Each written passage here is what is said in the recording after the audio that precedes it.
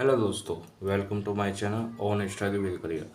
दोस्तों, हम देखते हैं आजकल लोग इंग्लिश पढ़ तो लेते हैं पर समझ नहीं पाते। इसका मेन कारण है रीडिंग को सही ढंग से ना कर पाना। ठीक है दोस्तों। तो जो हम रीडिंग करते हैं तो बहुत से वर्ड्स ऐसे आते हैं कि हम अटक जाते हैं उन रीडिंग करते वक्त में। कि ऐसा क्यों होता है? क्योंकि हम सही से प्रैक्टिस नहीं कर पाते या उसको मीनिंग ही नहीं जान पाते वो लिखा हुआ क्या है। ठीक है दोस्तों। तो जो हमारे चैनल में जो बच्चों को गवर्नमेंट की तरफ से बुक्स दी जाती हैं, तो ये हमारी 5th क्लास की बुक चल रही है। हमने और थर्ड से लेकर फोर्थ को भी कंप्लीट हुआ, थर्ड को भी कंप्लीट करा, फोर्थ को भी करा और 5th को हम करने वाले हैं। ठीक है दोस्तों। तो दोस्तों, जो हम रीडिंग करते हैं तो हमारी बहुत सी दिक्कतें आ जाती हैं। जो हम रीडिंग करते हैं तो बहुत से बच्चों को होता है, ऐसा बहुत से स्टूडेंटों को होता है। ठीक है। तो हम ऐसी प्रॉब्लम को ख़त्म करने के लिए आपके लिए स्टोरी लेके आते हैं अपने चैनल पर और उनको रीड करते हैं और जो उसमें वर्ड्स आते हैं आपको बताते हैं, उनकी मीनिंग बताते हैं। ठीक है दोस्तों। आपको किस ढंग से पढ़ना है उसको भी बताते हैं। ठीक है। तो बिना देरी करके हम स्टोरी को शुरू करने वाले हैं, स्टार्ट करते हैं। ठीक है दोस्तों। और हमारे चैनल से जुड़े रहिए और हमारे चैनल को सपोर्ट करते रहिए, क्योंकि आपके सपोर्ट से ही हम आगे तक बच्चों तक और भी बच्चे जो प्रॉब्लम फंसे हुए हैं उनको सपोर्ट कर सकते हैं, उनकी प्रॉब्लम को सुन सकते हैं या उनकी प्रॉब्लम का सलूशन निकाल सकते हैं। ठीक है दोस्तों।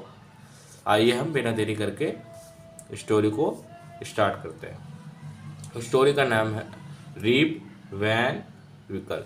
ठीक है दोस्तों।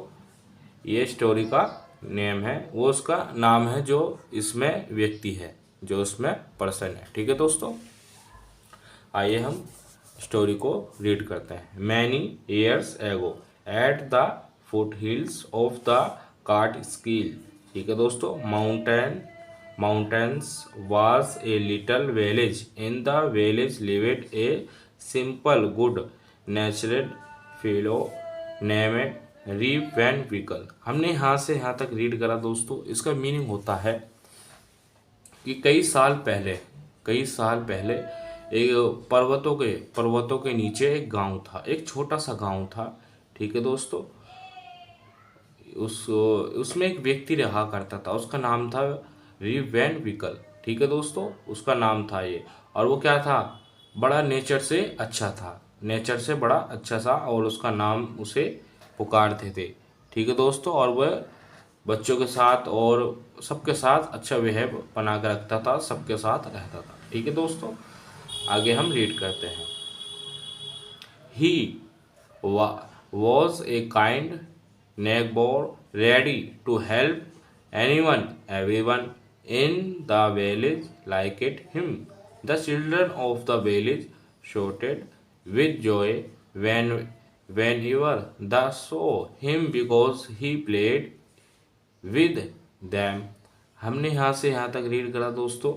इसका मतलब है जो वो था, एक व्यक्ति था जो उसका वैन, हम उसको रीप पढ़ेंगे, ठीक है, ये वैन पढ़ेंगे, उसका नाम था ये। तो वो पड़ोसियों के साथ भी अच्छा सलूक करता था, दयालु था, वो बड़ा दयालु था और वो हर किसी की मदद करता था, इसलिए गांव वाले उसे पसंद करते थे। ठीक है दोस्तों। और उसे जो बच्चे थे वो उसके साथ खेलते और मज़े करते। ठीक है दोस्तों। हमने यहाँ तक रीड कर लिया था, आगे पढ़ेंगे अब। ही taught them to fly kites and shot marbles and told him long stories। इसका मतलब है दोस्तों, वो बच्चों के साथ पतंग भी उड़ाता था और उन्हें लंबी स्टोरी सुनाता था और पत्थरों से वे खेलते थे। ठीक है दोस्तों। हमने यहाँ तक स्टोरी को पढ़ा, इसकी मीनिंग जानी। ऐसे ही इंटरेस्टिंग स्टोरी के लिए हमारे चैनल पर जाइए, और भी इंटरेस्टिंग स्टोरी को आपको बड़ा मज़ा आएगा। और ये भी बड़ी इंटरेस्टिंग स्टोरी है।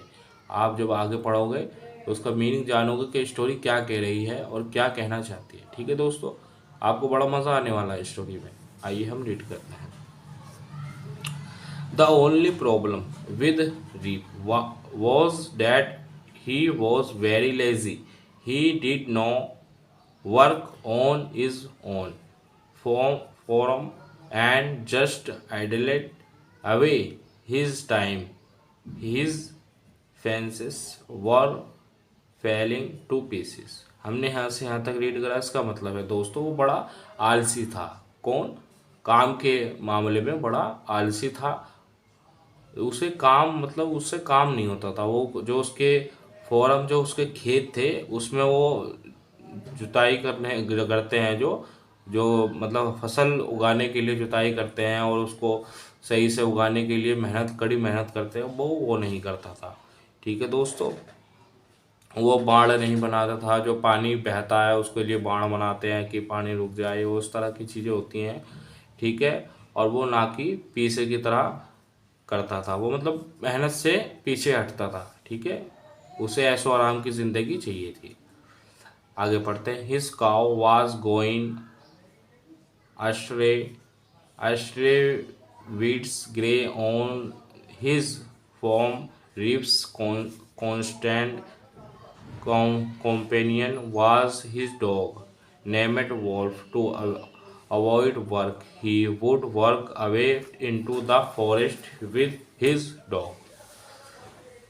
हमने यहाँ से यहाँ तक रीड करा, इसका मतलब है दोस्तों उसे काम करना तो बिल्कुल पसंद नहीं था, और ना ही गाय को घुमाना। उसे मतलब जो थी गाय, वो भैंसें होती हैं जो हमारी गायें होती हैं जो खेतों में काम करती हैं, वे ट्रक होते हैं उनके लिए चलाते, कड़ी मेहनत होती है उसके लिए। ठीक है दोस्तों। और वो मातम इस तरह का नहीं बनाना चाहता। वीड्स का मतलब होता है मातम। ठीक है, ठीक है। और वो फॉर्म में ऐसा काम नहीं करना चाहता था। ठीक है दोस्तों। और वो इसका एक डॉग था, उसका नाम उसने भेड़िया, वॉल्फ मतलब होता है भेड़िया, भेड़िया रखा हुआ था। ठीक है दोस्तों। और अवॉइड करता था वो किसको? वर्क को, वो काम करना अवॉइड करता था। ठीक है दोस्तों। और एक दिन ऐसा हुआ कि वो चलते चलते जंगल में, फॉरेस्ट का मतलब होता है जंगल में, अपने कुत्ते के साथ, अपने भेड़िया, भेड़िया नाम उसका रखा हुआ था, तो वो अपने कुत्ते के साथ चला गया जंगल में। ठीक है दोस्तों। बड़ी इंटरेस्टिंग स्टोरी, आप इसको इंटरेस्ट के साथ रीड करोगे, सुनोगे, मेरी वॉइस को ध्यान से सुनोगे, जो इसमें वर्ड्स हैं आप उनको पढ़ोगे तो आपको बड़ा मज़ा आएगा। ठीक है दोस्तों। आइए हम आगे बढ़ते हैं। वन डे री just walked on and reaches the highest part of the mountains.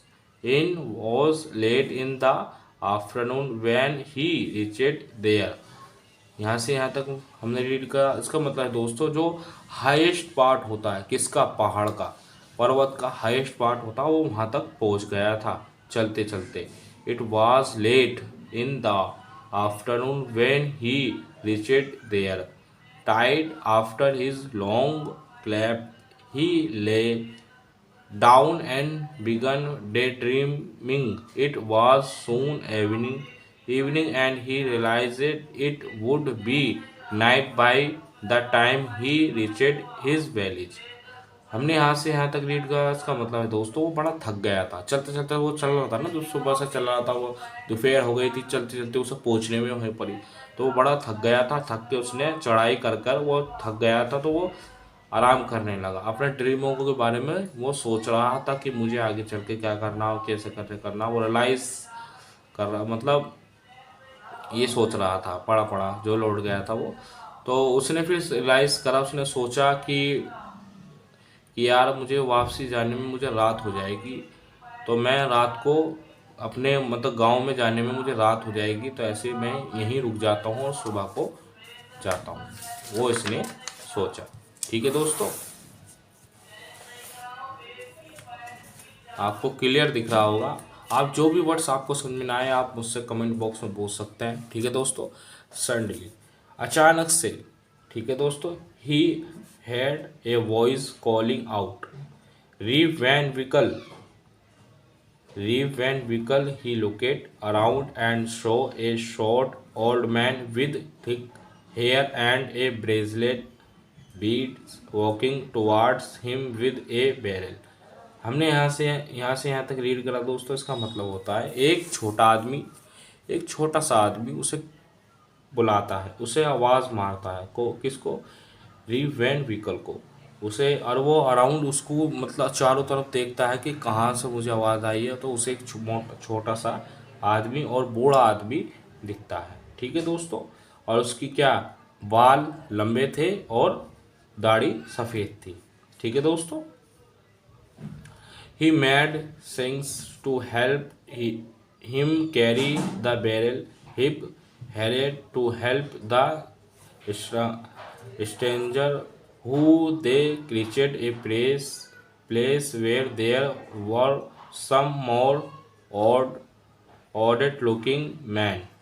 हमने यहाँ से यहाँ तक रीड करा, इसका मतलब है जो स्ट्रेंजर मतलब जो अजनबी होते हैं, अजनबी की उसने मदद करने के लिए वो दौड़ा, वो हेल्प करने के लिए दौड़ा, और उसका क्या कर रहा, टाइट से हाथ पकड़ लिया। किसने? उस छोटे से बूढ़े आदमी ने उसका टाइट हाथ पकड़ लिया और उसे कहा कि तुम मेरे पीछे पीछे आओ, मेरा लगेज लेके, मतलब मेरा सामान लेके, जो भी सामान था उसके पास।